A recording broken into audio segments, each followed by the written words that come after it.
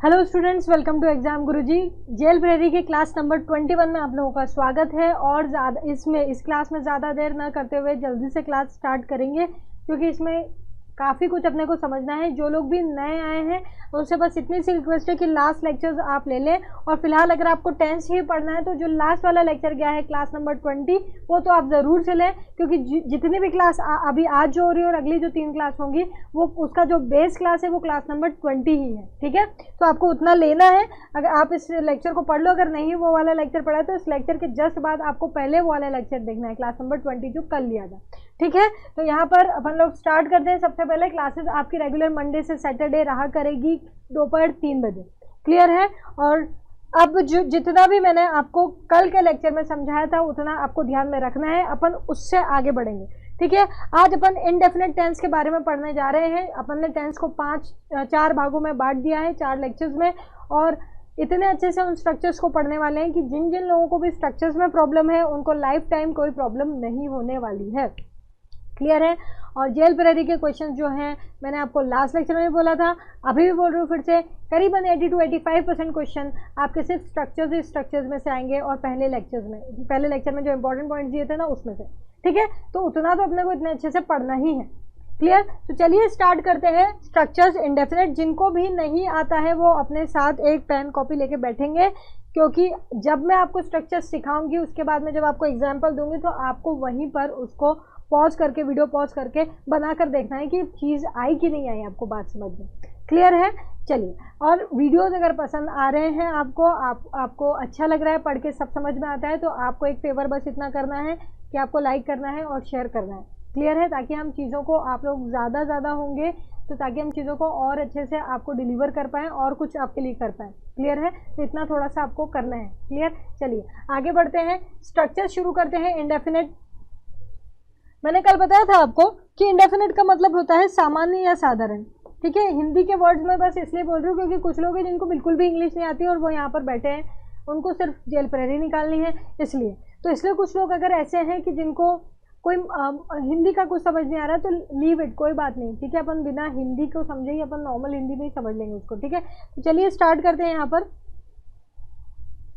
हाँ भाई, तो इंडेफिनेट टेंस जो है अपने साधारण टेंस, साधारण बोलते हैं जिसको बोलते हैं सामान्य काल। ठीक है, उसमें अपन सबसे पहले उठाने वाले हैं प्रेजेंट इंडेफिनेट, जिसको आप सिंपल प्रेजेंट भी बोलते हो।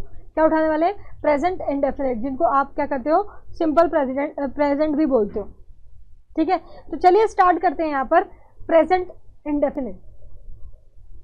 सबसे पहले मेरी डेफिनेशन को ध्यान से सुनना। ठीक है, प्रेजेंट इंडेफिनेट वो टेंस होते हैं जब वाक्य में कोई काम होता है या है। फिर से सुनना, हिंदी क्या होनी चाहिए? कोई भी काम होता है या है। या तो कोई काम है जो रेगुलर है, ताहे तीहे आता है, होता है, या है बस। जैसे फॉर एग्जाम्पल, आप पढ़ते हो, रेगुलर इसमें आएगा, जो काम वर्तमान में होता है या है। इतनी सी बात आप लिख लो बस। जबरदस्ती इतने बड़े बड़े डेफिनेशन लिखने की कोई जरूरत नहीं, एग्जाम में डेफिनेशन नहीं पूछते। ठीक है, आपको जो समझ में आता है ना वो लिखा करो। और इतनी सी बात में जब चीज़ समझ में आ रही है तो डेफिनेशन बड़े बड़े लिखने की जरूरत नहीं है। जो काम वर्तमान में होता है या है, जो काम प्रेजेंट में होता है या है, इसको कहते हैं प्रेजेंट इंडेफिनेट। जो काम प्रेजेंट में होता है या है, जो काम वर्तमान में होता है या है, उसको प्रेजेंट इंडेफिनेट कहते हैं। रट लिया? ठीक है, अब आप पढ़ते हो, होता है, काम होता है, पढ़ते हो। ठीक है, इसका मतलब ये टेंस। आप स्टूडेंट हो, है, जो काम होता है या है, आप स्टूडेंट हो, मैं टीचर हूँ, प्रेजेंट इंडेफिनेट। क्लियर? तो ये दो अर्थ जब भी आपके दिमाग में आते हैं तो टेंस ये वाला आता है। ये जो दो अर्थ जो है, होता है या है, आपके दिमाग में आते हैं तो कौन सा टेंस आता है? Present indefinite. रख लो इन चीज़ों को, समझ गए? ठीक है, मैम एग्जाम्पल दो, मैम ये सब होगा। अभी जो मैं बोल रही हूँ उसको आप लिख लीजिएगा। ठीक है, एक बार और रिपीट करके आगे बढ़ेंगे। जो कार्य वर्तमान में होता है या है, जो कार्य, जो वर्क, जो वर्ब प्रेजेंट में होता है या है, उसको प्रेजेंट इंडेफिनेट बोलते हैं। मतलब जिस भी वाक्य में ये अर्थ आया मतलब प्रेजेंट इंडेफिनेट। क्लियर है मेरी बात? चलिए आगे बढ़ते हैं। अब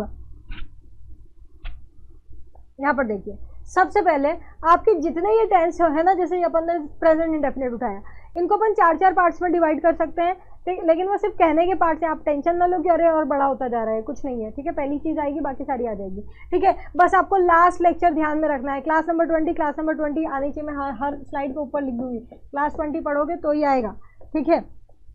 चलो, तो अभी शुरू के जो 2 टेंस है उसमें क्लास 20 इतनी नहीं लगेगी, बाकी उसके बाद आखिरी के 2 टेंसेस जो होंगे ना अपने परफेक्ट और परफेक्ट कंटिन्यूअस, उसमें पूरी क्लास लगेगी क्लास 20 की, ठीक है। तो चलिए एफर्मेटिव की बात करते हैं। एफर्मेटिव मतलब पॉजिटिव सेंटेंस, सकारात्मक वाक्यों को एफर्मेटिव सेंटेंस कहते हैं, ठीक है। तो सकारात्मक वाक्य जो प्रेजेंट इंडेफिनिट का होता है उसका स्ट्रक्चर कुछ ऐसा होता है, ठीक है।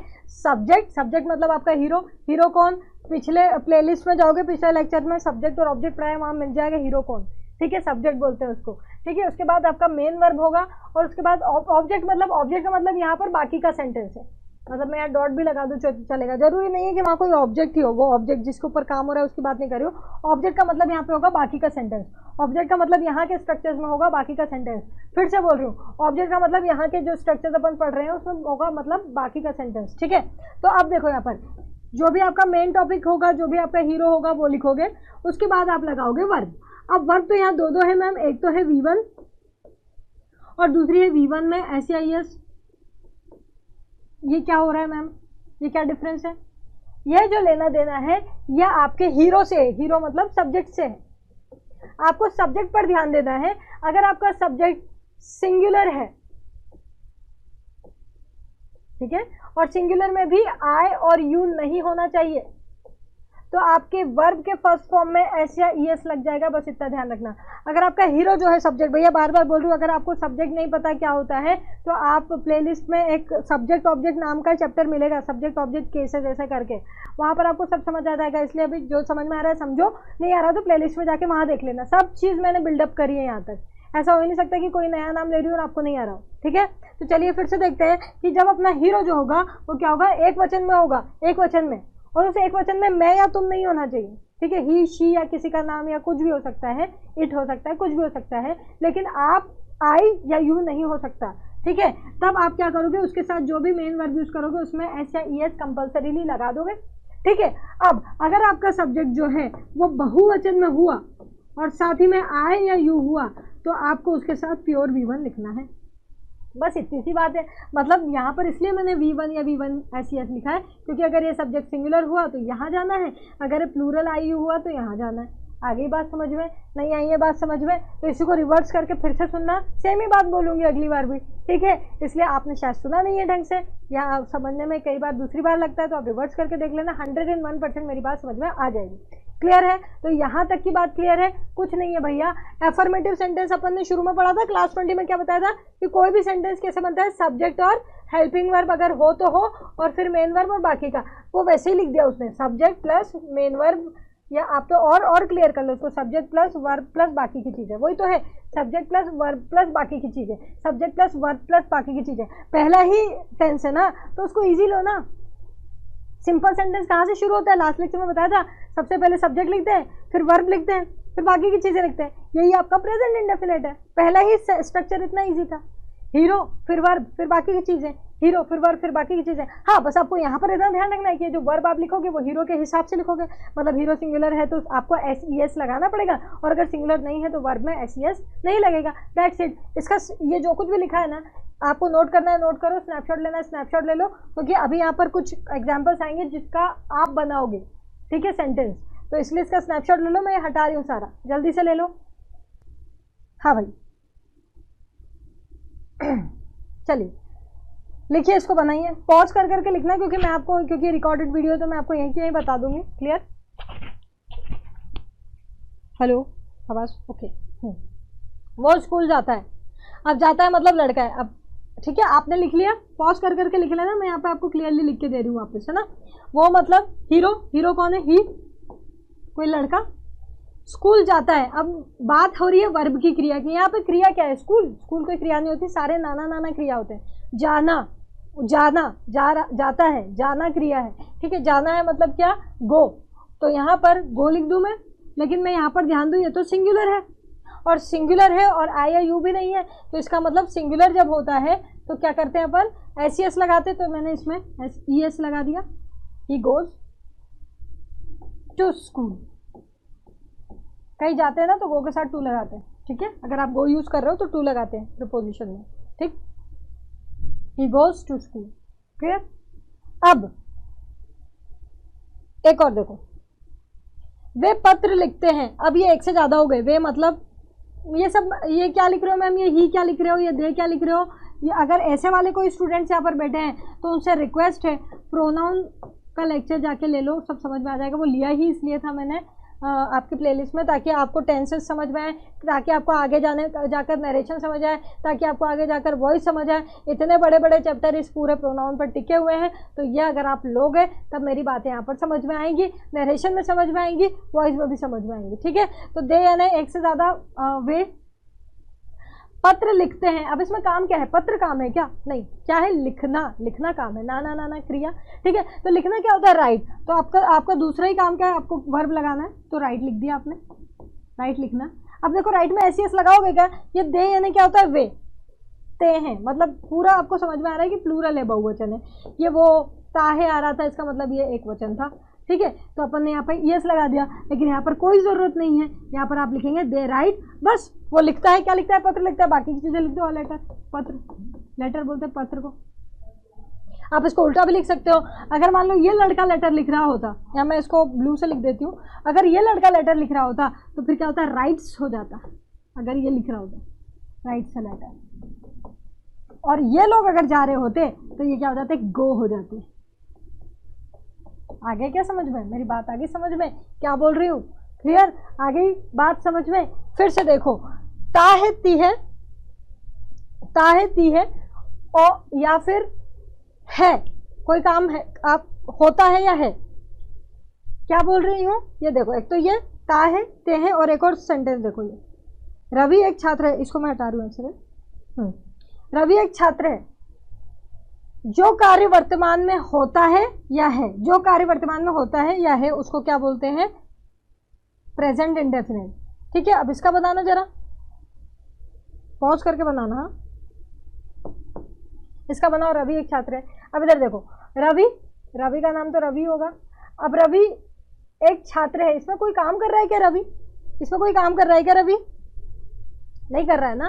तो नहीं कर रहा है मतलब क्या है कि यहाँ पर हेल्पिंग वर्ब मेन वर्ब बनेगा, होना, होना, होना के लिए क्या बोलते हैं, इज एम आर। अगर ये पास में चले गया तो वॉज वर्ब होता है, इज, है, इज, एक छात्र, और स्टूडेंट, ये बन गया। जो कार्य वर्तमान में होता है या है, जो कार्य वर्तमान में होता है या है। जब हीरो कुछ काम नहीं कर रहा हो ना, होना, ये है का मीनिंग यहाँ पर आ रहा है, ठीक है। रवि है एक छात्र, क्लियर है, मेरी बातें क्लियर हुई। फिर से देख लो, आप स्नैपशॉट ले लो, अपन आगे बढ़ेंगे क्योंकि,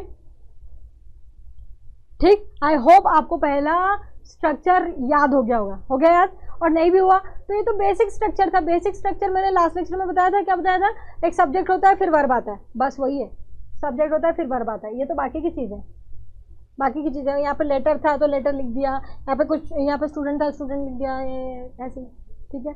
तो ज़रूरी नहीं है, बाकी की चीज़ें हैं तो लिखो, नहीं है तो मत लिखो, लेकिन ज़रूरी क्या है, सब्जेक्ट प्लस वर्ब। और ये वर्ब किसके हिसाब से चलेगा, आपके सब्जेक्ट के हिसाब से। सिंगुलर है तो एस, नहीं है तो वर्ब का पास, ओवर, रट लिया, रट लिया। ये लेक्चर इसलिए ले रही हूँ कि जिसको कुछ नहीं आता वो आज ये लेक्चर से यहीं की यहीं सीख के जाएगा, वापस पढ़ना ही नहीं।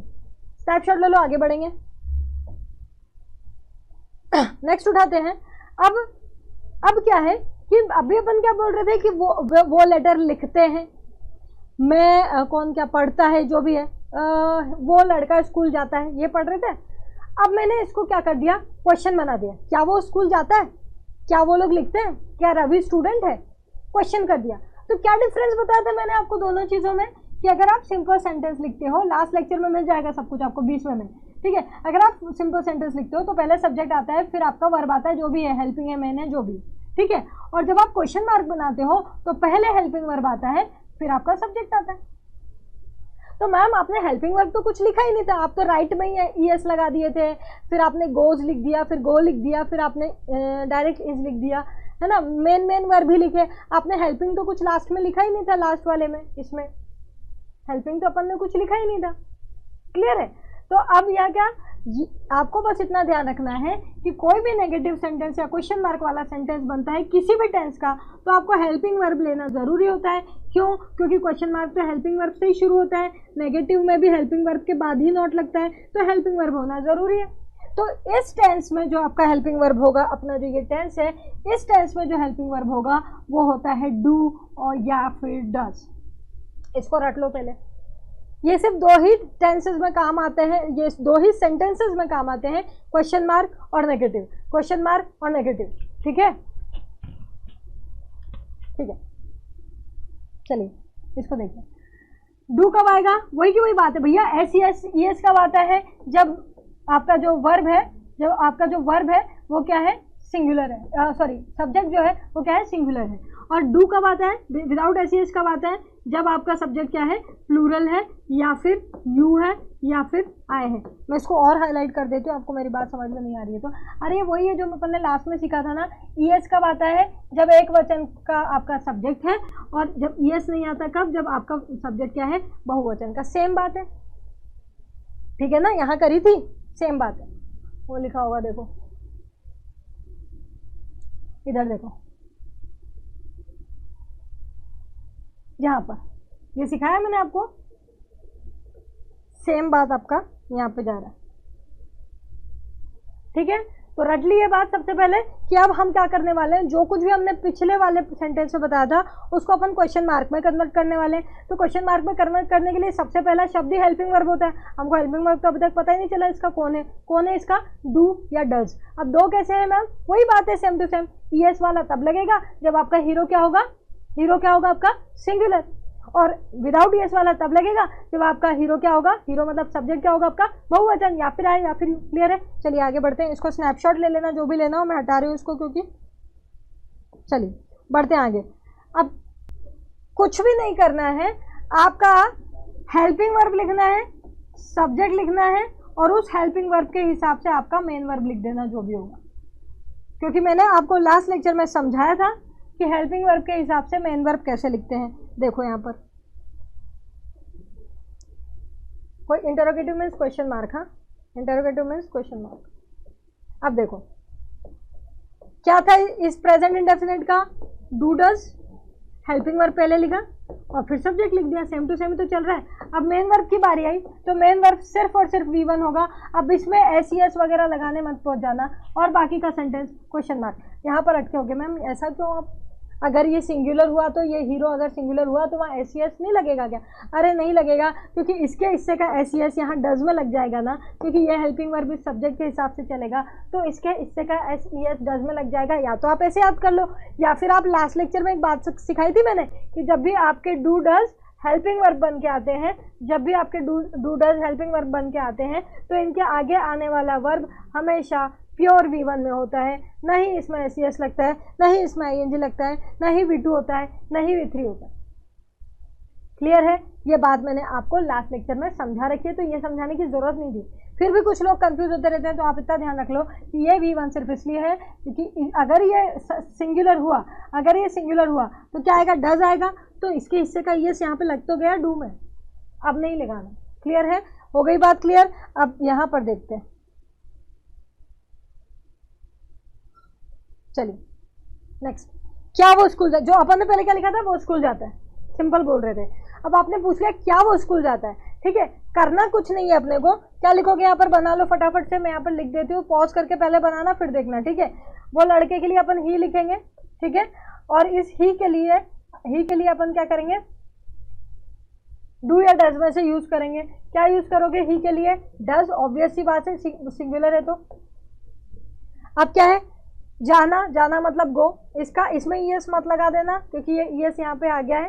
ठीक है, तो does he go to school? क्या वो स्कूल जाता है? अब फिर अगला देखो यहाँ पर, नेक्स्ट है क्या वे पत्र लिखते हैं? तो क्या वे पत्र लिखते हैं मतलब दे मतलब क्या? प्लूरल मतलब क्या? डू। लिखना राइट, वर्ब का फर्स्ट फॉर्म, अ लेटर। इतना इजी है भैया, क्या वो पत्र लिखते हैं। अब इसके पहले अपन ने लिखा था रवि छात्र है, रवि एक छात्र है। अब पूछ रहे क्या रवि छात्र है? क्वेश्चन बना दिया तो कोई दिक्कत नहीं है। अपन ने क्या लिखा था? रवि इज अ स्टूडेंट, ये लिखा था, तो रवि इज अ स्टूडेंट। अब एक बात ध्यान रखना कि अगर कोई हेल्पिंग वर्ब की तरह भी जो इस्तेमाल किया जा सकता है उसको अगर अपन मेन वर्ब बनाते हैं, अगर कोई ऐसा वर्ड है जो हेल्पिंग वर्ब की तरह, देखो इज है, इज हेल्पिंग वर्ब की तरह भी इस्तेमाल होता है ना, वो कंटिन्यूस में जाके होगा, ठीक है। तो अगर ये 2 in 1 है, अगर ये हेल्पिंग वर्ब का भी काम करता है तो इस तरीके के सेंटेंस में इसी को हेल्पिंग वर्ब मान लिया जाता है। अब भैया इस वाले में गो था अपना मेन वर्ब, ये तो प्योर मेन वर्ब होता है ना, ये हेल्पिंग वर्ब बन सकता है क्या कभी, बताओ। इधर देखो इसमें कौन था मेन वर्ब, राइट, ये कभी हेल्पिंग वर्ब बनते हुए देखा है, इसको कभी सहायक क्रिया बनते हुए देखा है, नहीं ना। लेकिन इस यहाँ पर अपना मेन वर्ब है जो हेल्पिंग वर्ब भी हो सकता है, और अगर ये हेल्पिंग वर्ब हो सकता है तो इसी को अपन हेल्पिंग वर्ब मानेंगे। क्या स्ट्रक्चर है, हेल्पिंग वर्ब पहले आता है ना, यहाँ पे हेल्पिंग वर्ब पहले आता है, क्योंकि इस सेंटेंस का डूडस था तो मैंने स्ट्रक्चर में ही डूडस लिख दिया, लेकिन ऐसा जरूरी नहीं है, अगर ऐसा हेल्पिंग वर्ब है तो उसी को आगे लिख दो, is Ravi, helping verb plus subject a student, बाकी की चीजें आगे की, अ स्टूडेंट, क्या रवि एक स्टूडेंट है। यहाँ पर डू डज नहीं लिखना, क्योंकि ऑलरेडी मेरे पास एक ऐसा शब्द है जो मैं हेल्पिंग वर्ब की तरह इस्तेमाल कर सकती हूँ, ऑलरेडी मेरे पास ऐसा शब्द है जो मैं हेल्पिंग वर्ब की तरह इस्तेमाल कर सकती हूँ। आई बात समझ में, चलिए ओके, इसका स्नैपशॉट ले लो, है ना, और कुछ भी दिक्कत आपको आती है आप कमेंट सेक्शन में मेरे को कमेंट कर सकते हो, है ना, मैं उसको चेक करके ऑन द स्पॉट रिप्लाई करूंगी। आई होप इतनी बात समझ में आई। अब अपन कहाँ पहुँच गए अपन, पहले बोल रहे थे वो लिखता है, फिर पूछने लग गए क्या वो लिखता है। अब अपन नेगेटिव में जाते हैं, वो नहीं लिखता। अब देखो यहाँ पर नेगेटिव के लिए मैंने आपको क्या बताया था कि इस नेगेटिव में क्या होता है, सब्जेक्ट तो होता है और फिर आपको हेल्पिंग वर्ब प्लस नॉट लगाना पड़ता है, और फिर आप बाकी की चीज़ें लिखते हो। मतलब इंपॉर्टेंट बस इतनी सी बात है, बाकी सब वैसे ही। तो मैम हेल्पिंग वर्ब नॉट लगाए तो हेल्पिंग वर्ब क्या, अरे हेल्पिंग वर्ब वही भैया डू डज, है ना, और अगर आपका सिंगुलर है तो आप ये लगाओ, प्लूरल है तो ये लगाओ, आई है तो ये लगेगा, यू है तो ये लगेगा, आगे वही की वही बात है, ठीक है। देख लेते हैं, ये रहा सब्जेक्ट डू डज, ये आपके सिंगुलर प्लूरल के हिसाब से हो जाएगा भैया, आई यू, ठीक है ना। नॉट, फिर वर्ब का फर्स्ट फॉर्म ही आएगा, क्योंकि इसके हिस्से का ये भी इधर आ गया। और नहीं अगर समझ में आ रहा है तो मैंने आपको बताया था कि डू डज के बाद आने वाला वर्ब प्योर V1 में होता है, डू डज डिड के बाद आने वाला वर्ब आपका प्योर V1 में होता है, तो कोई दिक्कत वाली बात नहीं है। वो ऐसे याद करो तो वैसे भी याद कर लो, कोई दिक्कत नहीं है। और अगर ये ऐसे याद करना है तो ऐसे कर लो कि जब भी डू डज आ रहा है तो सिंगुलर है तो ईएस लगेगा डज में, तो इसके हिस्से का ईएस यहाँ लग गया है, अब नहीं लगाना उसमें। क्लियर है। एक बात और ध्यान रखना कि आप इन दोनों को मिलाकर भी लिख सकते हो, इनको मिलाकर भी लिख सकते हो, डजंट या फिर डोंट, आप ऐसे लिख सकते हैं, ठीक है। या तो आप डू नॉट लिख दो या डोंट लिख दो, डज नॉट लिख दो या डजंट लिख दो। आगे बात समझ में। चलिए मैं यहाँ पर आपको एग्जाम्पल दे रही हूँ बनाना। अरे यार ये इतना हटाना पड़ेगा, ठीक है। बनाओ, इसको पॉज करके पहले बनाओ, उसके बाद ही अपन आगे का देखेंगे। वो स्कूल नहीं जाता है, वो स्कूल नहीं जाता। अब कुछ नहीं, यहाँ पे नहीं आ गया, बाकी सब वैसे ही था, तो ठीक है वैसे ही बना देते हैं। लड़के की बात हो रही है, ही सिंपल सेंटेंस है, फुल स्टॉप वाला, तो अपन पहले सब्जेक्ट लिखेंगे ही, उसके बाद इसके हिसाब से डू डज लिखेंगे। अब ही तो सिंगुलर है ना, तो मैं डज लिख दूँ, फिर नॉट नहीं के लिए, ठीक है। अब जाना वाला गो जो है, यहाँ गो लिखेंगे, ईएस नहीं लगाना, यहाँ लग गया ईएस, ठीक है। या फिर आप ऐसे भी मानो, जैसा मैंने लास्ट लेक्चर में बताया था कि डू डज जब हेल्पिंग वर्ब बनता है तो उसके आगे आने वाला वर्ब हमेशा V1 होता है, ठीक है। तो स्कूल हो गया, he does not go to school. अच्छा, एक शॉर्ट फॉर्म में भी लिख के बताते हैं, मैंने शॉर्ट फॉर्म का भी बोला था ना, शॉर्ट फॉर्म में भी एक लिखना जो इसका शॉर्ट फॉर्म लिखना है ना। इसमें जब आप हेल्पिंग वर्ब प्लस नॉट लिखोगे ना तो शॉर्ट फॉर्म में लिखना, पॉज करके लिखो, मैं यहाँ पे बताती हूँ। वे पत्र नहीं लिखते हैं। अब क्या वे के लिए आप लिखेंगे दे, ये प्लूरल है, अब प्लूरल है तो आप डू नॉट यूज करोगे, तो मैंने इसका शॉर्ट फॉर्म लिख रही हूँ, डोंट लिख दे रही हूँ, ठीक है। दोनों एक ही बात है, डू नॉट लिखो, डोंट लिखो, डोंट। अब लिखने के लिए आप राइट लिख देंगे, वर्ब का फर्स्ट फॉर्म अ लेटर। अब बोल रहे थे रवि एक छात्र है, फिर पूछ रहे थे क्या रवि एक छात्र है। अब इसका नेगेटिव बना दिया, रवि एक छात्र नहीं है। तो कुछ नहीं, जो मेरे पास मेन वर्ब था वो 2 in 1 मेन वर्ब था, मतलब मैं उसको हेल्पिंग वर्ब मेन वर्ब दोनों की तरह इस्तेमाल कर सकती हूँ, इसलिए मैंने उसी को हेल्पिंग वर्ब बना ली। जब देखो यार, एक कुछ लोग बहुत कंफ्यूज होते हैं इसमें, लास्ट वाले में, है ना, कि मैम इसमें डू डज यूज नहीं करते, इस प्रकार की चीज़ में। एक बात सुनो, ये पेन है मान लो मेरे पास, है ना, इसमें आगे ब्लू कलर है, पीछे ब्लैक कलर है, दोनों चलते हैं, ठीक है। अब मुझे पढ़ा रही हूँ मैं, मुझे ब्लू की ज़रूरत है, तो मैं क्या बाजार से खरीद के लाऊंगी ब्लू? ज़रूरत है क्या मेरे को?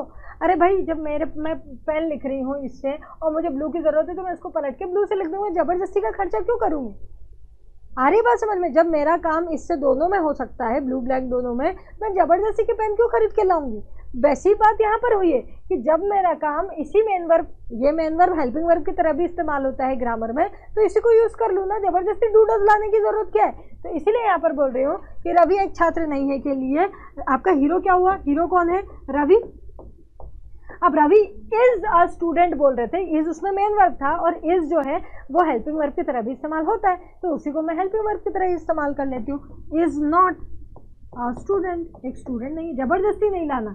आप ऊपर वाले को टैली करो, आप ऊपर वाले को टैली करो। यहाँ पर मेन वर्ब गो था, यहाँ पर मेन वर्ब राइट था, ये क्या कभी हेल्पिंग वर्ब बन के आए हैं? ये प्योर मेन वर्ब है, ये प्योर मेन वर्ब है, लेकिन ये जो है ये हेल्पिंग वर्ब भी बन सकता है और मेन वर्ब भी। अगर आप क्लास नंबर 20 लेंगे लास्ट वाली, तो आपको मेरी सारी बात समझ आएगी। पहली स्लाइड में जो वर्ब से रिलेटेड चीज़ें मैंने समझाई है, उन चीज़ों से आपको मेरी बातें समझ आ जाएंगी। क्लियर? आगे बढ़ते हैं। इतने आराम से ये लेक्चर्स इसलिए लिए जाएंगे क्योंकि आज के बाद फिर आपको कभी भी स्ट्रक्चर्स में दिक्कत नहीं आएगी, बेसिक्स क्लियर रहेंगे। आपको ये भी पता होगा कि कहाँ पर कौन सी चीज़ यूज़ करना है, कहाँ पर कौन सा टेंस आता है। आगे बढ़ते हैं, नेक्स्ट टेंस पर चलते हैं। अब बचता है इंटेरोगेटिव नेगेटिव। अब ये जब क्वेश्चन मार्क में क्या हो? नेगेटिव। जब क्वेश्चन मार्क में क्या हो? नेगेटिव। अरे भैया ये बहुत ईजी है। पहले बोल रहा था कि वो लिखता है, क्या बोल रहा था? वो स्कूल जाता है। फिर पूछ रहा था क्या वो स्कूल जाता है? अब बोल रहा है वो स्कूल नहीं जाता। फिर बोल रहा है क्या वो स्कूल नहीं जाता? इंटेरोगेटिव में नेगेटिव लगा दिया। अब क्या करें मैम? अरे कुछ भी मत करो। इंटेरोगेटिव याद है कैसा था? आपको सिर्फ सब्जेक्ट के बाद नॉट लगा देना है, बस, और कुछ नहीं। सब्जेक्ट के बाद नॉट लगा देना है और कुछ नहीं। क्या बोल रहे हो मैम? समझ नहीं आ रहा। इधर देखो, यहाँ देखो, ये तो याद हो गया था ना तुमको? ये याद हो गया था। बस अब इसके नेगेटिव हो गया तो यहाँ सब्जेक्ट के बाद नॉट लग गया, बस हो गया नेगेटिव।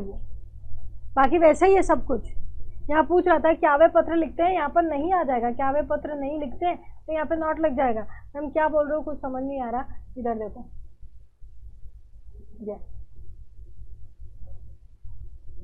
अब ये दो प्रकार से लिख सकते हो।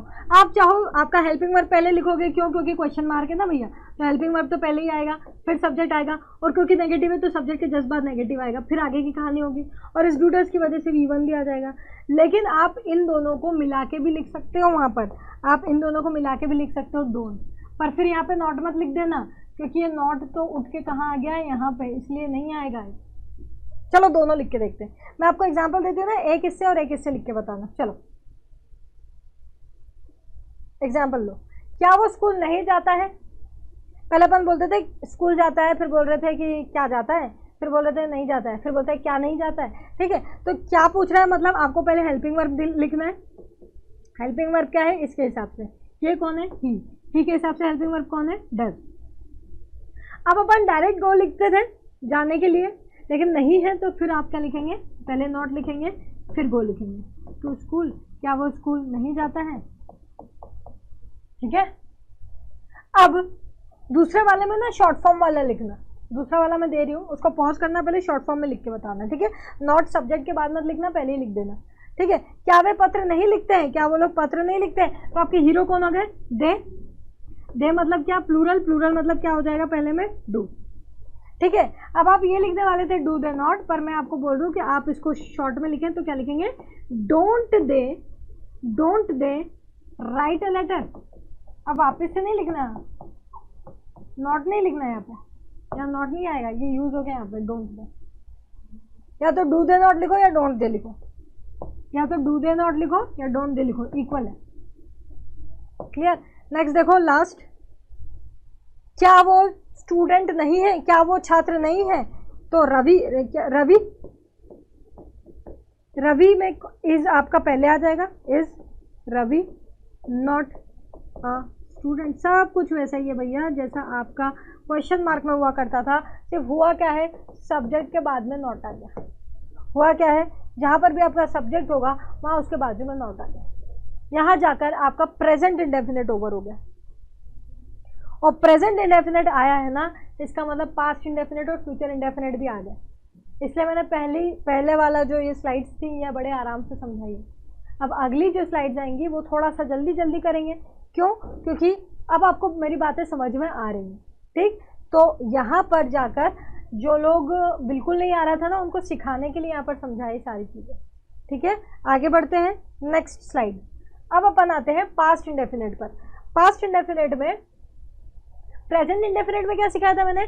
जो काम वर्तमान में होता है या है, होता है या है, यही समझाया था।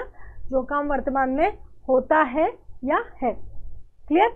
अब इसमें क्या है, था हो जाएगा बस। अरे भाई क्या डिफरेंस आया, सब कुछ वैसा ही है, देखो सब कुछ वैसा ही है, सिर्फ इतना डिफरेंस आया, प्रेजेंट का पास्ट हो गया। तो है का था हो जाएगा, सब कुछ वैसे ही होगा, सब कुछ वैसे ही होगा। सिर्फ जो चीज़ें वर्तमान में चल रही थी वो चीज़ें भूतकाल में हो जाएंगी। जो कार्य भूतकाल में होता था, हो गया या था, होता था, हुआ या था, ये तीन तरीके के अर्थ जब आपको मिलते हैं, मतलब आपको ये वाले स्ट्रक्चर्स लगाने हैं। ये तीन तरीके के अर्थ जब आपको मिलते हैं, इसका मतलब आपको ये वाले स्ट्रक्चर्स लगाने हैं। फिर से सुनो, जो कार्य भूतकाल में होता था, हुआ या था, होता था या हुआ, होता था या हुआ। ठीक है, ऐसे अर्थों में आपको ये यूज करना है। करें स्टार्ट फटाफट से, जल्दी से इसके भी चारों को देख लेते हैं, बिल्कुल वैसे ही जाएगा सब कुछ। एफर्मेटिव मतलब पॉजिटिव सेंटेंसेस, क्या सीखा था भैया अपन ने? पॉजिटिव सेंटेंस में पहले सब्जेक्ट आता है, फिर वर्ब आता है। ठीक है, अब क्योंकि अपन प्रेजेंट इंडेफिनिट में भी हेल्पिंग वर्ब यूज नहीं किए थे, पास्ट इंडेफिनिट में भी हेल्पिंग वर्ब यूज नहीं करेंगे, फुल स्टॉप में डायरेक्ट मेन वर्ब लगाएंगे। ठीक है, अब अच्छी बात क्या थी कि प्रेजेंट इंडेफिनिट में V1 आता था, प्रेजेंट इंडेफिनिट में V1 आता था, उसमें एस एस वगैरह लग जाता था, सिंगुलर था। तो अब V1 तो प्रेजेंट के लिए ना, पास्ट के लिए तो V2 होता है ना, V2 V3 पास्ट के लिए होते हैं ना, तो यहाँ पर V1 का क्या हो जाएगा V2, क्योंकि पास्ट है, बस इतना सा डिफरेंस आएगा, बाकी सब वैसे। और ये तो और इजी है प्रेजेंट से, ये और इजी है प्रेजेंट से। क्यों? इसमें एस एस सिंगुलर है तो ऐसा, तो प्लूरल है तो वैसा, ऐसा चक्कर ही नहीं है, ये कोई सा भी सब्जेक्ट हो V2 ही आएगा, बहुत ईजी, वेरी ईजी। चलो देख लेते हैं, जो बोला वो ये रहा, जो बोला वो ये रहा। सब्जेक्ट, अब वहाँ पर क्या था, सब्जेक्ट तो सब्जेक्ट ही है ना, उसमें कोई दिक्कत नहीं, चेंज बस इतना आया, वहाँ V1 हुआ करता था, ये पास हो गया तो V2 हो गया बस। और अच्छी बात है कि सब्जेक्ट कोई भी हो V2 ही आएगा, बाकी की कहानी, ऑब्जेक्ट मतलब बाकी का सेंटेंस। चलो बनाओ फटाफट से, खत्म करो इसको। वो स्कूल जाता था, अभी वो स्कूल जाता है लिखा था, अब वो स्कूल जाता था हो गया, तो था का मतलब आपका टेंस पास्ट इंडेफिनिट है, पास्ट इंडेफिनिट है मतलब वो लड़का ही। ठीक है, अब गो, जाना, जाना आपका वर्ब है, जाना मतलब गो, लेकिन ये वर्ब का फर्स्ट फॉर्म है, वर्ब का सेकंड थर्ड फॉर्म। भैया वर्ब के फॉर्म्स याद करना, हाँ मैम कैसे याद करें, कब याद? अरे कोई भी बुक होगी ना तुम्हारे पास, ग्रामर की कोई भी बुक हो, मतलब आपके कोई छोटे भाई बहन की सेकंड थर्ड फोर्थ क्लास की भी हो ना, वहाँ पर भी आपको वर्ब के फॉर्म्स मिल जाएंगे। वो नहीं है तो ये मोबाइल तो है जिसमें आप लेक्चर ले रहे हो, अब ये मोबाइल है तो आप गूगल पर अगर टाइप कर दोगे वर्ब के फॉर्म्स तो पूरी लिस्ट खुल जाएगी भैया। तो आपको सिर्फ एक बार पढ़ के आना है, ऐसा नहीं हो कि कोई वर्ब हो उसका आपको नहीं आता हो, बस इसलिए।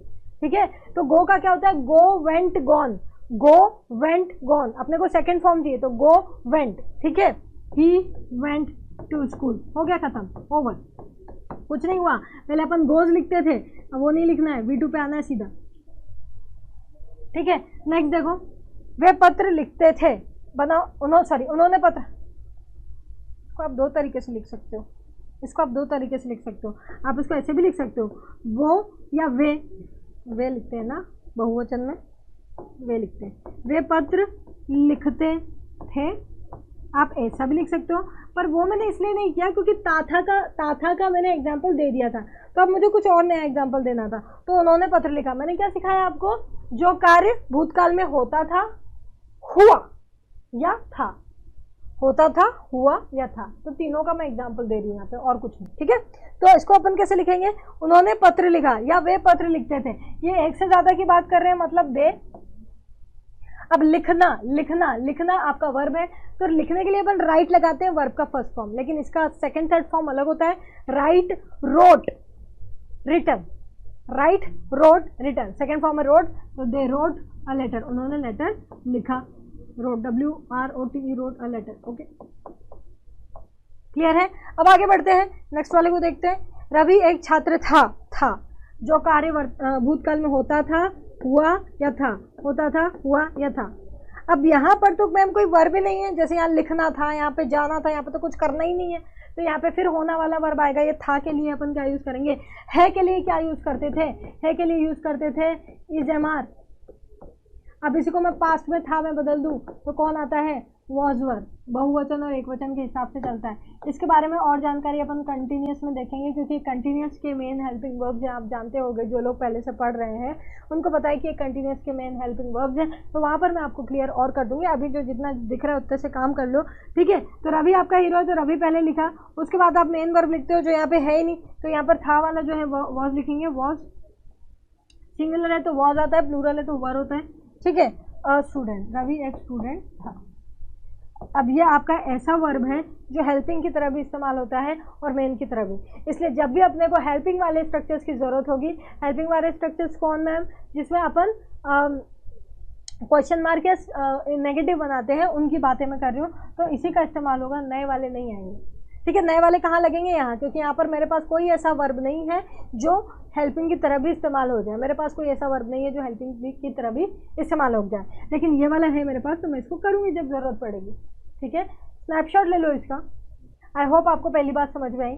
कुछ नहीं, डिफरेंस क्या है, वहाँ V1 था यहाँ V2 हो गया, डिफरेंस क्या है, वहाँ V1 था यहाँ V2 हो गया, काम खत्म, ओवर। अब आप इसका क्वेश्चन बनाओगे, तो क्वेश्चन में क्या करते हैं, वर्ब पहले आ जाता है, सब्जेक्ट बाद में, वो वर्ब होता है हेल्पिंग।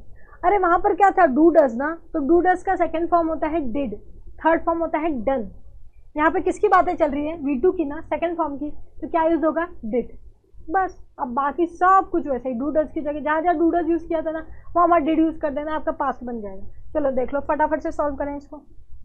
नेक्स्ट वाला उठाते हैं, पास्ट इंडेफिनिट का आपका इंटेरोगेटिव, जो इंटेरोगेटिव मतलब प्रश्नवाचक, मतलब अभी क्या बोल रहा था, वो स्कूल जाता था, अब पूछ रहे क्या स्कूल जाता था, क्या वो लेटर लिखते थे, क्या उन्होंने लेटर लिख लिया, क्या वो एक छात्र था, सब कुछ भूतकाल में पूछ रहा है, सीधा सीधा पॉजिटिव में, तो करना कुछ नहीं है, हेल्पिंग वर्ब रखना है बस आगे, बाकी सब वैसे ही है। देख लो यहाँ पर डिड, ये आपका हेल्पिंग वर्ब है।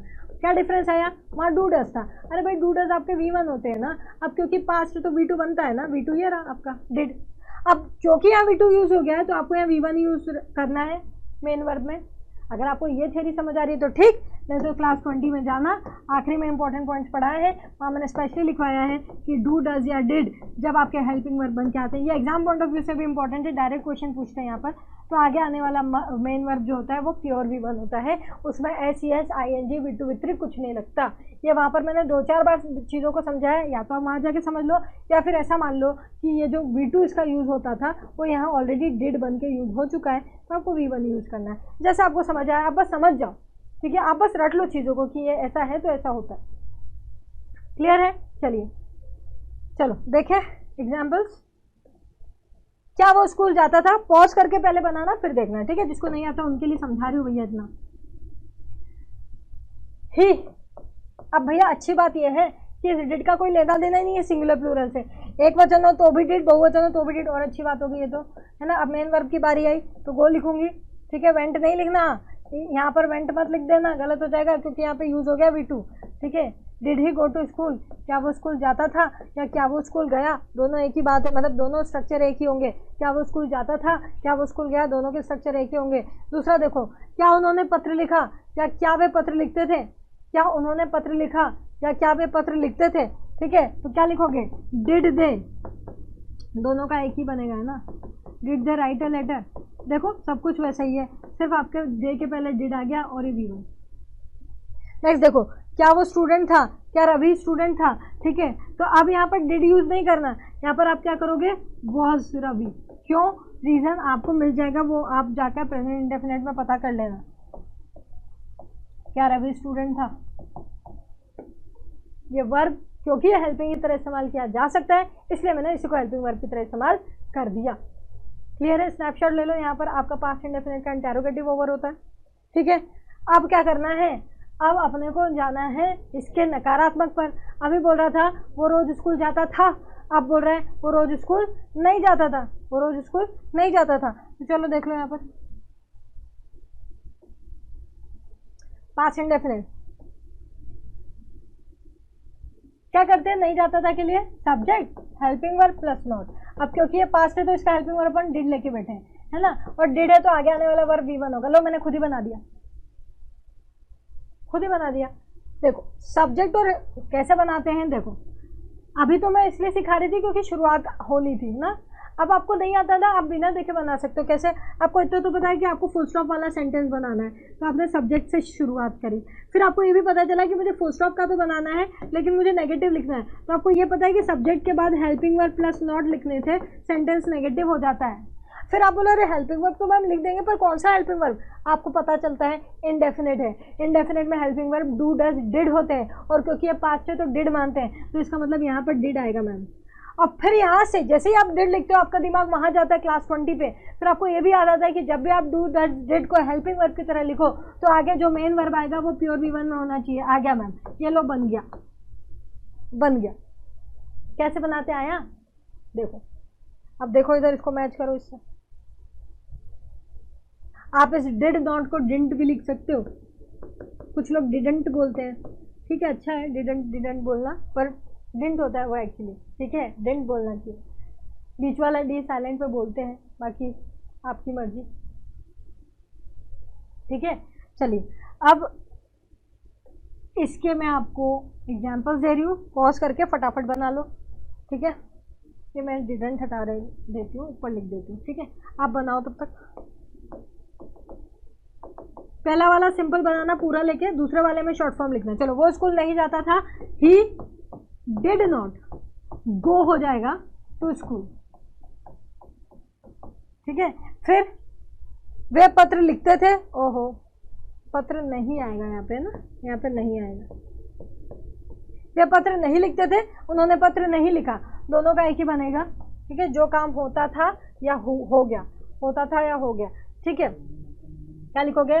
दे, शॉर्ट में लिख रही हूँ इस बार, डिडंट राइट अ लेटर, ठीक है। उसके बाद नेक्स्ट है, रवि एक छात्र नहीं था। अब यहाँ पर क्योंकि मेरा मेन वर्ब और हेल्पिंग वर्ब सेम जैसा लगता है, इसलिए मैं इसको वॉज से शुरू करूँगी। Was Ravi a student, wasn't, sorry, was Ravi not a student. एक सेकेंड, हाँ भाई, सब्जेक्ट के बाद नॉट लिखते हैं, सब्जेक्ट के बाद नॉट लिखते हैं, पर क्योंकि यहाँ पर अच्छा अपन क्वेश्चन मार्क नहीं कर रहे हैं ना, एक सेकेंड सर, यहाँ से शुरू करूँगी, काटना है यहाँ से, ठीक है। एक मिनट, इसको हटा दूँ, है ना। अब यहाँ पर ठीक है, यहाँ से स्टार्ट करें, ठीक है। नेक्स्ट देखो, नेक्स्ट है रवि एक छात्र नहीं था, ठीक है। रवि एक छात्र नहीं था, इसमें क्या था, अपना जो वर्ब यूज कर रहे हैं मेन, वो हेल्पिंग की तरह भी इस्तेमाल हो सकता है, इसलिए अपन उसको ही हेल्पिंग वर्ब की तरह इस्तेमाल करेंगे। रवि पहले वॉज अ स्टूडेंट लिख रहे थे, अब नेगेटिव ले लिया तो वॉज नॉट अ स्टूडेंट। देखो वो वैसा ही है, बस यहाँ ये देखो ना, अपन ने लिखा था ना हेल्पिंग वर्ब के बाद नॉट आता है, तो हेल्पिंग वर्ब के बाद ही नॉट आया। यहाँ पे डिड है तो डिड लगा रहे हैं। अब यहाँ पे मेरे पास ऐसा वर्ड था जो मैं हेल्पिंग की तरह भी इस्तेमाल कर सकती थी, तो कर दिया, ठीक है। तो वहाँ पर जबरदस्ती आप ये लिखोगे क्या, Ravi did not was a student, ऐसा सुना है क्या कभी? ये भी तो सोचो, Ravi did not was a student, did Ravi was a student, ऐसा कभी सुना है क्या? नहीं। Was Ravi a student, Ravi was not a student, ये सुने हो। क्यों? क्योंकि ये लोग 2 in 1 है, अगर हेल्पिंग की तरह इस्तेमाल करना चाहो तो भी हो जाते हैं, मेन की तरह इस्तेमाल करना चाहो तो भी हो जाते हैं। क्लियर? देख लो, इसको स्नैपशॉट ले लो, आगे बढ़ेंगे। लास्ट है इंटेरोगेटिव नेगेटिव। इंटेरोगेटिव नेगेटिव में नेगेटिव सब कुछ वैसे रहे, जैसे जो आपको क्वेश्चन मार्क बनाना सिखाया मैंने, क्वेश्चन मार्क बनाना सिखाया, बिल्कुल वैसे ही करना। बस यहाँ पर सब्जेक्ट था, उसके बाजू में नॉट लिख देना, बस सब्जेक्ट था, बाजू में नॉट लिख देना। और मैं इसको बिना देखे बनाना सिखाऊं, मतलब अभी अपन लिखते ही नहीं, अपन खुद ही बनाते हैं। चलो अपन पहले देख लो है क्या क्या भैया। इंडेफिनेट है, इंडेफिनेट है तो मेरे पास डू डज और डिड हेल्पिंग वर्ब होते हैं इंडेफिनेट के, और क्योंकि पास्ट है तो डिड है मेरे पास हेल्पिंग वर्ब। इतनी बात आगे समझ में। अब क्योंकि इंटेरोगेटिव है, क्वेश्चन मार्क, तो क्वेश्चन मार्क की कहानी कहाँ से शुरू होती है? हेल्पिंग वर्ब से, इसका मतलब डिड से करूँगी। उसके बाद कौन आता है? सब्जेक्ट, सब्जेक्ट आ गया। और क्योंकि मैम ने कहा था कि अगर नेगेटिव है तो सब्जेक्ट के बाद नेगेटिव लिख देना, ये लिख दिया मैंने सब्जेक्ट के बाद नेगेटिव, ठीक है। उसके बाद मेन वर्ब की बारी आती है, और क्योंकि ये डिड है तो मेन वर्ब V1 में होगा, क्योंकि ये डिड है इसलिए मेन वर्ब V1 में होगा। बाकी कहानी थी, लो बन गया, खुद ही ने बना लिया, बिना देखे बना लिया खुद ने। सिर्फ रीजनिंग करिए, सिर्फ रीजनिंग करिए कि ऐसा क्यों, इस वजह से, ऐसा क्यों। क्वेश्चन मार्क है तो हेल्पिंग वर्ब पहले, हेल्पिंग वर्ब क्या होगा? डिड होगा। क्यों? क्योंकि पास्ट इंडेफिनिट है। ओके, फिर उसके बाद सब्जेक्ट आता है, ये अपना क्वेश्चन मार्क का स्ट्रक्चर होता है, मैम ने बताया था क्लास 20 में क्वेश्चन मार्क का स्ट्रक्चर ऐसा होता है, हेल्पिंग वर्ब के बाद नॉट। ठीक है, नेगेटिव में अब क्योंकि नेगेटिव है तो सब्जेक्ट के बाद नॉट आ जाता है, नेगेटिव है तो सब्जेक्ट के बाद नॉट आ जाता है, क्योंकि उसके बाजू वाला हेल्पिंग वर्ब उठ के आगे आ गया है ना। नेगेटिव क्या होता है, नेगेटिव क्या होता है, हेल्पिंग वर्ब के बाद नॉट लगता है, लेकिन क्वेश्चन मार्क में ये हेल्पिंग वर्ब तो आगे चले जाता है सब्जेक्ट के, तो सब्जेक्ट के बाद नॉट लग जाता है, ऐसा हो गया मैम। अब क्योंकि आगे वाला वर्ब जो होगा वो मेरे हेल्पिंग वर्ब पर डिपेंड होगा, मेरा हेल्पिंग वर्ब डिड है, तो आपने हमको ये बताया था कि डू डज डिड जब हेल्पिंग वर्ब बन के आते हैं तो V1 आता है, वर्ब का फर्स्ट फॉर्म मेन वर्ब बन के आता है, वो आ गया। अब बाकी की कहानी जो भी हम लिख देंगे, बन गया। अब देखो यहाँ पर सेम टू सेम मैच हो रहा है क्या, ये वाला देखो वाला मैं बता दूंगी, हो रहा है। चलो इसको हटा रही हूँ मैं, स्नैपशॉट ले लेना। देखो अब इस डिड नॉट को आप शॉर्ट में डिडंट भी लिख सकते हो यहाँ पर, ठीक है। फिर इसके बाद नॉट मत लगा देना, यहाँ नॉट नहीं आएगा, नहीं आएगा, ठीक है, ये आगे पहुँच गया। तो आप एक एग्जाम्पल इसका एक एग्जाम्पल इसका करके बताइएगा मुझे। चलिए देखिए यहाँ पर, क्या वो स्कूल नहीं जाता था, अब तो क्वेश्चन मार्क भी है और नेगेटिव भी है, वैसे ही बनेगा ना। Did he not go to school. फिर देखो अब इससे बनाएंगे, ठीक है। डिडंट दे राइट लेटर, क्या उन्होंने लेटर नहीं लिखा, क्या वे लेटर नहीं लिखते थे। फिर लास्ट, क्या रवि एक छात्र नहीं था, वॉज रवि, ये सब्जेक्ट है ना, इसके बाद नॉट आता है, नॉट अ स्टूडेंट। कंफ्यूज नहीं होना, जैसा स्ट्रक्चर सिखाया वैसा ध्यान रखना। क्या रवि एक स्टूडेंट नहीं था, इजी, क्लियर है क्या, क्लियर है। यहाँ जाकर आपका पास्ट इंडेफिनिट भी ओवर होता है। अब आज के लास्ट स्ट्रक्चर पर चलते हैं। आई होप आप समझ पा रहे हो, आई होप आपको ये क्लास समझ में आ रही है, ठीक है, क्योंकि ये चीज़ें ना रटने की होती है, आपको दे दी जाती है, भैया ये रहा आपके स्ट्रक्चर, रट लो, ठीक है। लेकिन आप स्ट्रक्चर को समझ के बनाओगे ना कि भैया ये हेल्पिंग वर्ब क्वेश्चन मार्क है तो ऐसा होगा, है ना, फिर नेगेटिव है तो वहाँ पे ऐसे नॉट लग जाता है, फिर ये ऐसा है तो ऐसा हो जाएगा, ये डू डज है तो इसलिए मेन वर्ब भी बना जाएगा, उसमें एस नहीं लगेगा क्योंकि डू डज लिखा है, डिड लिखा है। तो ये सब चीज़ें रीजनिंग तुम्हारे दिमाग में रहेगी, तुम कभी कोई स्ट्रक्चर गलत कैसे करोगे, क्योंकि रटना अलग होता है, तुम रटोगे भूल जाओगे तो फिर भूल गए, याद आएगा तो बहुत अच्छी बात है, नहीं तो गए।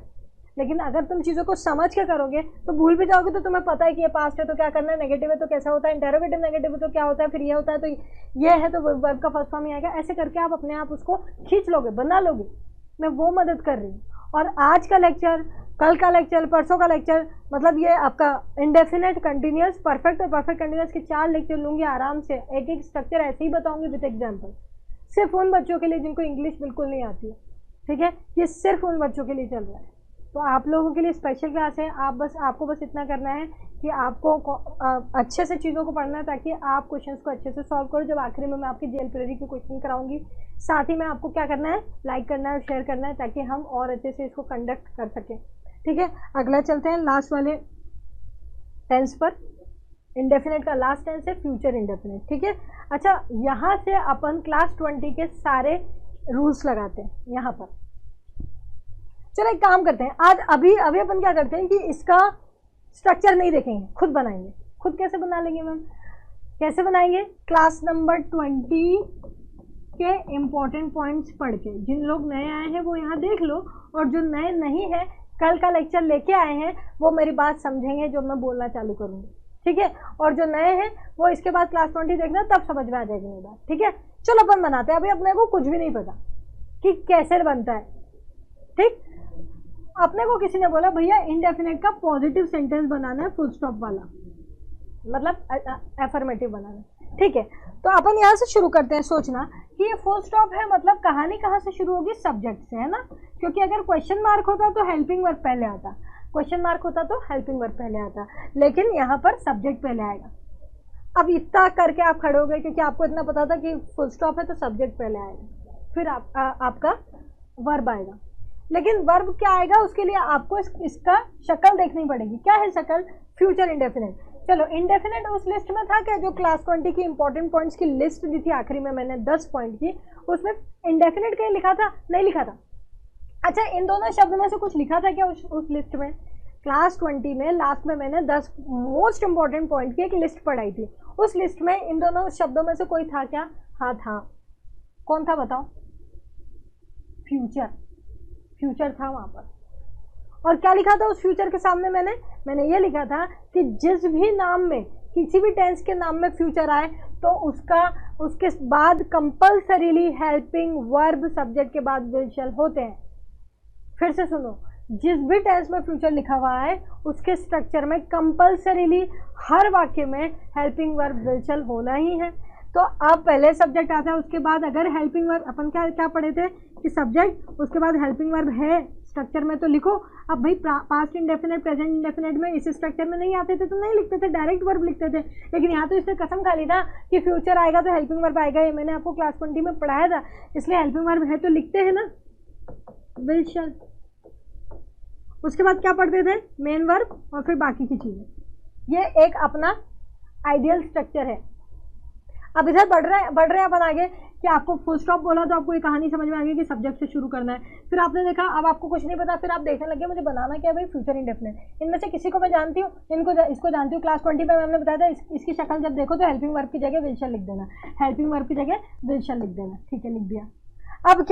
अब क्या मेन वर्ब की बारी आ रही है। अब हमने बोला था कि हेल्पिंग वर्ब हो जाए तो मेन वर्ब लिख देना। अब मेन वर्ब क्या लिखूँ? V1 है, V2 है, V3 है, ING, इतने सारे वर्ब है मेरे पास, SES है, खूब सारे हैं, तो लिखो क्या? फिर आपको समझ में आता है कि और क्या है जो आपने देखा है। ये देख लिया, इसका काम हो गया यहाँ पे, ये तो था ही नहीं, हटाओ इसको। फिर इनमें से क्या ये देखा है? ये भी था उस लिस्ट में, था, 2 बार था। एक बीच में कहीं था शुरुआत में फर्स्ट 5 पॉइंट्स में, और एक लास्ट वाला पॉइंट था। बार बार लिखा था मैंने कि कोई भी मॉडल हो या विल शैल हो, उसके बाद जब भी आप वर्ब लिखो तो प्योर V1 आएगा, प्योर V1 आएगा, ना तो इसमें SES लगाना, ना ING, ना V2, ना V3, और फिर बाकी की चीज़ें। देखो अब आप मुझे बात बताओ कि ये सिर्फ अपने फैक्ट्स थे, अपने फैक्ट्स से, अपनी रीजनिंग से अपन ने खुद मिलकर ये स्ट्रक्चर क्रिएट करा। रटने की जरूरत है क्या? बताओ। फुल स्टॉप मतलब सब्जेक्ट पहले, उसके बाद हेल्पिंग वर्ब हो तो ठीक है। फ्यूचर है, अरे हेल्पिंग वर्ब तो होगा, कौन होगा? विल शैल। अरे विल शैल आ गया, विल शैल के बाद आपका मेन वर्ब जो है वो प्योर V1 आएगा। ठीक है, V1 आएगा, ये पूरे के पूरा बन गया। अब आप क्या करोगे? अब आप इसके क्वेश्चन बनाओ। ये हटा रही हूँ, देख लेना। हाँ भाई, ये लो। अब वो स्कूल जाएगा, अभी गया नहीं है ना, गया था, अब जाएगा। फ्यूचर बनाओ, इसका पॉज करके पहले बनाना फिर देखना, ठीक है? उसके पहले, अरे यार एक सेकेंड, उसके पहले एक चीज़ और बताना, एक और चीज़ बताना है मुझे। विल शैल का टेंशन नहीं लेना, मेरी बात सुनो ध्यान से। बहुत समय की बात है पहले की कि वो ये बोलते थे कि फर्स्ट पर्सन हो तो शैल लिखना। फर्स्ट पर्सन कौन होते हैं? I, we, और इसके भैया ये पर्सन क्या होता है मैम? फर्स्ट पर्सन क्या होता है? सेकंड पर्सन क्या होता है? थर्ड पर्सन क्या होता है? तो ये सब आपको प्रोनाउन के रूल में मिलेगा भैया। प्रोनाउन मैंने प्लेलिस्ट में, आप जाइएगा वहाँ पर प्रोनाउन का चैप्टर ले रखा है पूरा, आपको ढंग से पढ़ना होगा तब आपको ये वाली चीज़ें समझ आएगी, पर्सन वर्सन की और नाउन वगैरह की। ठीक है, तो अब वापस से देखते हैं यहाँ पर। फर्स्ट पर्सन मतलब I, we और इनके सारे वेरिएशन मतलब इनका ऑब्जेक्टिव फॉर्म जैसे मी और अस, इनका एडजेक्टिव पॉजेसिव फॉर्म जैसे माइन, आर्स, माई, आर, ये जो भी है। तो ये बोल रहा है फर्स्ट पर्सन के साथ आपको शैल लगाना है और बाकी सेकंड थर्ड के साथ विल लगाना है। लेकिन मॉडर्न इंग्लिश में ऐसा नहीं है। मॉडर्न इंग्लिश में आप विल के साथ फर्स्ट पर्सन भी लगा सकते हो। बोलते हो ना आई विल गो देयर, मैं वहाँ जाऊँगा, सही माना भी जाता है, सही सुना जाता है, उसको सही माना जाता है, और कहीं लिख देते हो तो उसको गलत नहीं किया जाता। I will go there, we will go there, ठीक है। हाँ, लेकिन एक स्ट्रिक्ट रूल ये है कि क्वेश्चन मार्क वाले सेंटेंस में ये जो पुराना वाला रूल है वो स्ट्रिक्टली फॉलो होगा। इसका मतलब ये है कि आपके फर्स्ट पर्सन के साथ शैल ही लगेगा, विल नहीं लगेगा। किसमें? क्वेश्चन मार्क में। बस इतना सा ध्यान रखो। अरे भाई आप आई वी के साथ शैल भी यूज़ कर सकते हो, कोई दिक्कत नहीं है, और अगर आप आई वी यहाँ लिख रहे हो विल भी यूज़ कर सकते हो, कोई दिक्कत नहीं, जो करना है करो। लेकिन क्वेश्चन मार्क वाले सेंटेंस में आपको ये रूल स्ट्रिक्टली फॉलो करना पड़ेगा कि अगर आपका हीरो, आपका सब्जेक्ट आई वी है तो आपको क्या करना है, उसको शैल के साथ ही लिखना है, फिर गलत हो जाएगा।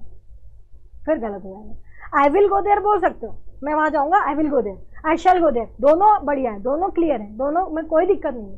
लेकिन अगर आपने इसका क्वेश्चन बना दिया क्या मैं वहां जाऊंगा, वहां विल आई मत लिख देना, वहां पर शैल आई आएगा। इसका रीजन ये रहा। इसका स्नैपशॉट पहले ले लो आप, फिर आगे बढ़ेंगे। ठीक है, चलो भाई इसको मैं लिख देती हूँ। अभी कब से देख रहे होगे, इसको लिख ही लिया होगा आपने। हाँ भाई, he will go to school, सही है। अगला देखो, हम पत्र लिखेंगे। हम तो इसको दो तरीके से लिख सकते हो आप, वी, हम यानी वी, आप विल लिखो या शल लिखो, कोई दिक्कत वाली बात नहीं है। राइट अ लेटर, कोई दिक्कत नहीं है। इसका रीजन अभी बताया मैंने यहाँ पे, इसके जस्ट पहले, है ना। अगला हो गया, ठीक है। कोई दिक्कत हो तो कमेंट सेक्शन में कर सकते हैं। यह सिर्फ फुल स्टॉप वाले में चलेगा। हाँ, क्वेश्चन मार्क होता तो विल नहीं लगता इसमें, वी और आई के साथ शैल ही लगता अगर क्वेश्चन मार्क होता तो। चलिए आगे बढ़ते हैं, नेक्स्ट पर चलते हैं, इसका क्वेश्चन बनाते हैं। चलिए अभी क्या बोल रहा था, वो स्कूल जाएगा, आप पूछ रहे हैं क्या वो स्कूल जाएगा, क्वेश्चन मार्क। चलो अपन क्या करें, एक बार बना के देखें, जो कुछ भी अपने को फैक्ट्स आते हैं उससे खुद बना के देखते हैं, ठीक है। उसके बाद देखते हैं कि सही बनाया कि नहीं, है ना। चलो, इंटेरोगेटिव मतलब क्या, क्वेश्चन मार्क। जैसे ही आपने देखा क्वेश्चन मार्क, आपने क्लास 20 याद करी, उसमें आपने 10 पॉइंट्स में याद करा कि क्लास 20 जब मैम पढ़ा रहे थे तो बता रहे थे कि प्रश्नवाचक वाक्य, जब क्वेश्चन मार्क आप देखो, इसका मतलब हेल्पिंग वर्ब पहले और फिर सब्जेक्ट आता है, ठीक है। तो आपको एक बात समझ में आ गई कि क्वेश्चन मार्क है तो कहानी कहाँ से शुरू करनी है, हेल्पिंग वर्ब से, और फिर सब्जेक्ट लिखना है। लेकिन अब यहाँ तक अरे हेल्पिंग वर्ब है तो क्या लिखो हेल्पिंग वर्ब की तरफ, आपको नहीं पता। फिर आप देखो आप बना क्या रहे, फ्यूचर इंडेफिनिट। फ्यूचर इंडेफिनिट आपने कुछ पढ़ा है इसके बारे में कि जहाँ पर भी नाम में फ्यूचर आ जाए तो उसका मेन हेल्पिंग वर्ब जो होगा उसमें विल शैल लगना जरूरी है। इसका मतलब आपको इसके नाम से ही समझ में आ गया कि मेरा हेल्पिंग वर्ब कौन है, विल शैल है। यहाँ तक आ गए। अब बस उसके बाद बचा ही क्या, इंटरोगेटिव के बाद नेगेटिव तो लिखा नहीं जो मैं नॉट लगाने जाऊँ, ठीक है। अगर नेगेटिव होता तो यहाँ नॉट और लग जाता, नेगेटिव नहीं है तो नॉट नहीं लगाया। अब मेन वर्ब की बारी आई, यहाँ पर मेन वर्ब आएगा। अब आएगा क्या, मेरे पास V1 है, V2 है, V3 है, ING है, SES है, इतने सारे वर्ब है, क्या करूँ। तो ये लोग बताएंगे क्या आएगा। अपन ने उसी क्लास 20 में ये भी पढ़ा था कि विल शैल जब हेल्पिंग वर्ब होते हैं, विल शैल या कोई भी मॉडल जब आता है तो उसके आगे आने वाला वर्ब हमेशा प्योर V1 होता है। बस हो गई कहानी खत्म भैया, ओवर। बनाया, चेक करें वैसे ही बनाया कि नहीं। देखो, शैल will subject subject V1 V1। मैं रटाना नहीं चाह रही हूँ, बस मेरा इतने लंबे लंबे लेक्चर, 4 लेक्चर जबरदस्ती का मैं इतना पढ़ा रही हूँ, जो आप रट भी सकते हो उसको मैं पढ़ा रही हूँ यहाँ पर। उसका मकसद ही यही है, ये मकसद है, ये नहीं है, रटाना नहीं है। तो कोशिश कीजिएगा क्लास 20 पढ़ के आना। अब कल जिसने नहीं पढ़ा है उसको मेरी सारी बातें समझ आएंगी। क्लास 20 ही काफ़ी है मैक्सिमम क्वेश्चन करने के लिए, ठीक है। चलिए बनाओ तो जरा फटाफट से।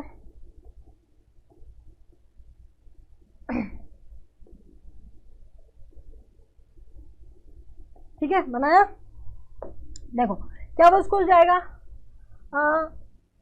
Will he go to school, क्या वो स्कूल जाएगा। फिर क्या हम पत्र लिखेंगे। अब ये मत कर देना विल वी, गलत है। अब बात क्या हो रही है, क्वेश्चन मार्क की। बात काय की हो रही है, क्वेश्चन मार्क की। इस वजह से यहाँ पर रूल स्ट्रिक्टली फॉलो होगा, शैल बी। ओवर, कितनी सी बात है, बस ध्यान रखना क्वेश्चन मार्क में आपको स्ट्रिक्टली रूल फॉलो करना है कि शैल के साथ आई भी लगेंगे, दैट्स इट। क्लियर है। अगला बढ़ते हैं आगे, नेक्स्ट पर चलते हैं। फ्यूचर इंडेफिनिट का नेगेटिव। अब नेगेटिव में क्या सीखा था, चलो इसको बिना देखे बनाने की फिर से कोशिश करते हैं। नेगेटिव है लेकिन क्वेश्चन मार्क तो बोला नहीं है ना, नेगेटिव है लेकिन क्वेश्चन मार्क तो बोला नहीं ना, मतलब फुल स्टॉप है। फुल स्टॉप है मतलब सब्जेक्ट पहले आता है, सही बोल रही हूँ, सब्जेक्ट पहले लिख देना, ठीक है। अब पता नहीं क्या करना है, ठीक है। हेल्पिंग वर्ब की बारी आई। नाम की तरफ देखो, कुछ काम का दिख रहा है, हाँ ये काम का दिख रहा है, फ्यूचर है। फ्यूचर है मतलब हेल्पिंग वर्ब मिल गया, फ्यूचर मतलब विल शैल, फ्यूचर मतलब विल शैल, हो गया, ठीक। अब बारी आती है किसकी, अब किसकी बारी आती है, नेगेटिव है तो नॉट लगेगा। अपन ने पढ़ा था ना, सब्जेक्ट और नेगेटिव होता है तो हेल्पिंग वर्ब के बाद नॉट लगता है, फिर मेन वर्ब होता है, ठीक। अब मेन वर्ब लगाने जाऊँ तो क्या लिखूँ, V1 V2 V3 ING SES, क्या लिखूँ। अरे भैया ये अपन ने ये भी तो पढ़ा है, विल शैल जब भी आता है तो क्या आता है, आपका प्योर V1 आता है। बस मैं बना दिया, देखो जरा चेक करें कैसा है, सेम है। देखो subject subject, will shall not not, V1 V1। Object means आगे की चीज़ें। आ गई बात समझ में। एक चीज़ और ध्यान रखना, इसमें आप शॉर्ट फॉर्म लिख सकते हो, विल नॉट का आप वोंट लिख सकते हो और शैल नॉट का आप शैंट लिख सकते हो। विल नॉट का आप वोंट लिख सकते हो और शैल नॉट का आप शैंट लिख सकते हो। स्नैपशॉट ले लो, इसको हटाने वाली हूँ। फिर 2 वाक्य दूंगी, एक फुल फॉर्म में लिखना और एक शॉर्ट फॉर्म में लिखना, एक ऐसे फुल फॉर्म में लिखना और एक शॉर्ट फॉर्म में लिखना, ठीक है। चलिए हटा रही हूँ, लिखो इसको। वो स्कूल नहीं जाएगा, मतलब अभी गया नहीं हो ना गया था, आगे की बात कर रहा है। नहीं जाएगा तो वो मतलब ही, और नहीं है मतलब हेल्पिंग आपका पहले तो कौन है, ही, उसके बाद हेल्पिंग वर्ब और नॉट लिखना है। आपका फ्यूचर है तो आपका will not go to school, ठीक है। दूसरा वाला जो मैं दूंगी वो आप शॉर्ट फॉर्म में लिखना। हम पत्र नहीं लिखेंगे, हम मतलब वी। आप विल भी लिख सकते हो, शैल भी लिख सकते हो, कोई दिक्कत नहीं है। नॉट राइट अ लेटर, ये क्वेश्चन मार्क नहीं है ना, अगर क्वेश्चन मार्क होता तो दिक्कत हो जाती, ठीक है। आप इसको ऐसे भी लिख सकते हो, वोंट या शेंट राइट अ लेटर, ठीक है। देख लो, स्नैपशॉट ले लो। आई होप आप सही सही लिख रहे हो। आखिरी उठाते हैं, फ्यूचर इंडेफिनिट का इंटेरोगेटिव नेगेटिव। अब आपको क्वेश्चन और नेगेटिव दोनों बनाना है। चलो बिना देखे बनाए मिलके, ठीक है। सबसे पहले आपका दिमाग ध्यान गया कहाँ पर, क्वेश्चन पे। अपन ने याद करा, मैम ने कहा था क्वेश्चन मार्क अगर होता है तो हेल्पिंग वर्ब से शुरू करना होता है, हेल्पिंग वर्ब से शुरू करना होता है और बाजू में किसको लिखते हैं, सब्जेक्ट को, ठीक है। अब हेल्पिंग वर्ब लिखें क्या, नाम देखो, नाम में आपको हेल्पिंग वर्ब मिल जाएगा, कौन है, फ्यूचर। फ्यूचर मतलब कौन होता है, विल शैल। आपको ये समझ में आ गया, विल शैल से कहानी शुरू करनी है, बाजू में स्ट्रक्चर के हिसाब से सब्जेक्ट आता है, और अगर नेगेटिव हो तो नॉट आता है, नहीं तो मेन वर्ब आ जाता है। नेगेटिव है क्या, हाँ है, इसलिए मैंने नॉट भी लिख दिया। अब फिर मेन वर्ब आ जाता है। अब मेन वर्ब है तो क्या लिखे मैम, वो इसको देख के लिखते हैं जो भी हेल्पिंग वर्ब होता है, डू डज डिड और विल शैल और कोई भी मॉडल, डू डज डिड और विल शैल। क्लास नंबर 20 उसका 10th पॉइंट, सबसे आखिरी वाला 10th point, model, do does did और विल शैल, ये सारे। इनके बाद जब भी मेन वर्ब आता है तो क्या आता है, प्योर V1 ओवर। चलो मैच करें कि अपने को आया कि नहीं आया बनाना बिना देखे। अपने फैक्ट्स अपनी रीजनिंग से बनाया है अभी तो अपन ने। इतना देखो बस, बाकी तो मैं बता दूंगी। इतना देखो, आया, will shell subject not V1 object means बाकी का आया। अच्छा, आप इस विल शैल और इस नॉट को एक साथ भी लिख सकते हो। इस नॉट को उठा के आप इधर लिया और ये जगह खाली हो जाएगी, ठीक है। वो देखो उधर वॉन्ट या शैंट बना सकते हो सब्जेक्ट, वो नॉट आपका आगे चला गया इसलिए नहीं लिखा, V1 ऑब्जेक्ट। चलो बनाओ, एक ऐसा बनाना, एक ऐसा बनाना, एक ऐसा बनाना, एक ऐसा बनाना, ठीक है। चलो, क्या वो स्कूल नहीं जाएगा, बनाओ इसको, पॉज करके बनाना फिर देखना है ना।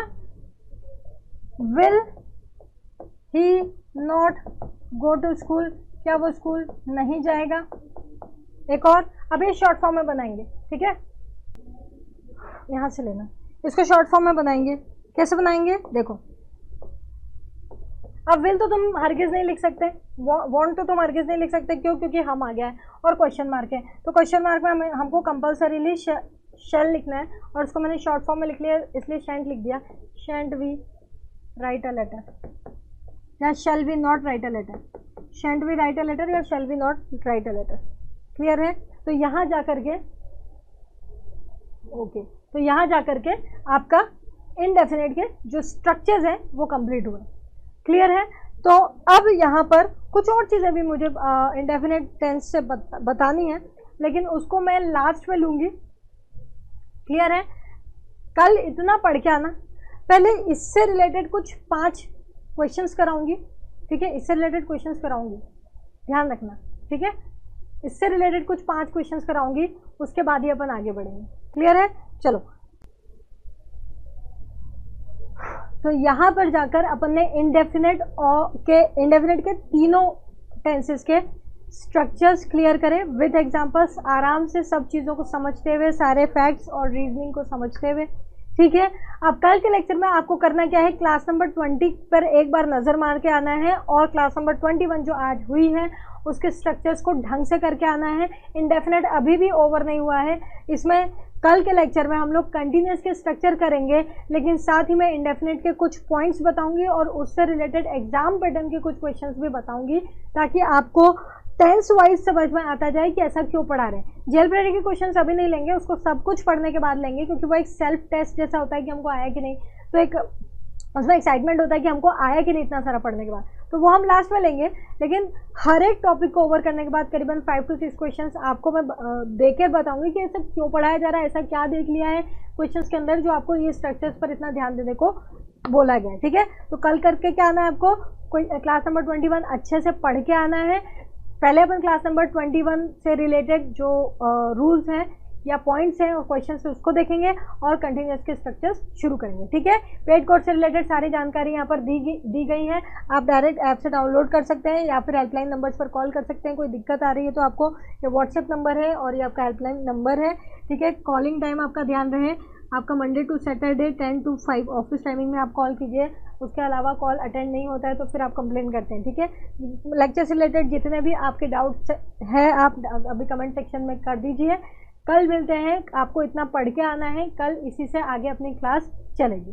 Thank you so much, stay safe, stay blessed.